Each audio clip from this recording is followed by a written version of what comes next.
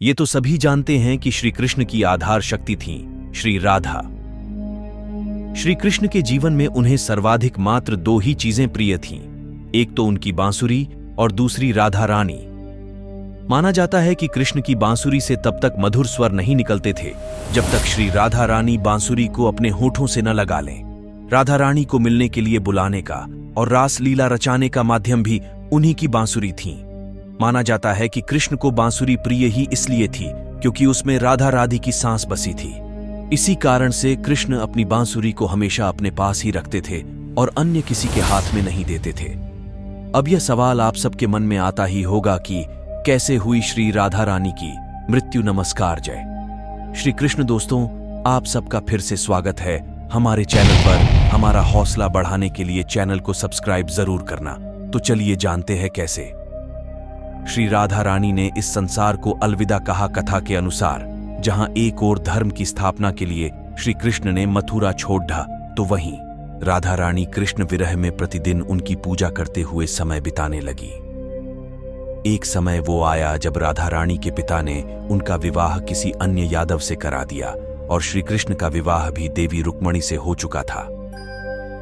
कई हजार वर्ष बीत जाने के बाद जब राधा रानी ने सभी सांसारिक कर्तव्यों का निर्वाह कर लिया था और श्री कृष्ण भी धर्म की स्थापना कर चुके थे, तब राधा रानी कृष्ण से मिलने द्वारका पहुंची थीं, जहां उन्होंने कृष्ण के साथ साथ उनके समस्त परिवार से भेंट की।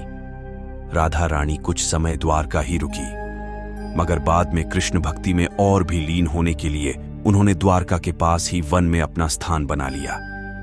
श्री राधा रानी वन में अकेले रहने लगी और कृष्ण का नाम जपकर अपने अंतर ध्यान होने के समय की प्रतीक्षा करने लगी। आखिरकार वह समय आया और कृष्ण ने राधा रानी को पुनः दर्शन दिए। श्री कृष्ण जब राधा रानी से मिले तो वह राधा रानी की पीड़ा उनकी आंखों में देखते ही समझ गए और साथ ही यह भी राधा रानी उन्हें दोबारा देखकर कितनी प्रसन्न है।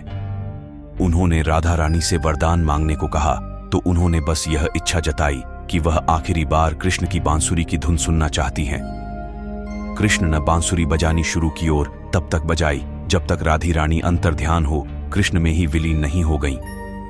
कृष्ण की बांसुरी की धुन सुनते सुनते राधा रानी ने अपना सांसारिक शरीर त्याग दिया और गोलोक में जा पहुंची, जहां से द्वापर की प्रेम लीला का आरंभ हुआ था और कृष्ण का इंतजार करने लगी। माना जाता है कि जब राधा रानी सांसारिकता का दूर अपने दैवीय रूप में गोलोक धाम में स्थित हुईं, तब कृष्ण ने उस स्थान पर अपनी बांसुरी तोड़ डाल दी और दो टुकड़े कर उसे फेंक दिया। राधा रानी के जाने के बाद से जब तक कृष्ण धरती पर रहे तब तक उन्होंने दोबारा बांसुरी कभी नहीं बजाई। तो ऐसे हुई थी राधा रानी की मृत्यु।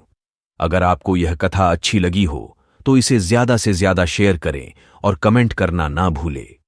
इसी तरह के अन्य कथा के लिए इस चैनल को सब्सक्राइब जरूर करें। राधे राधे।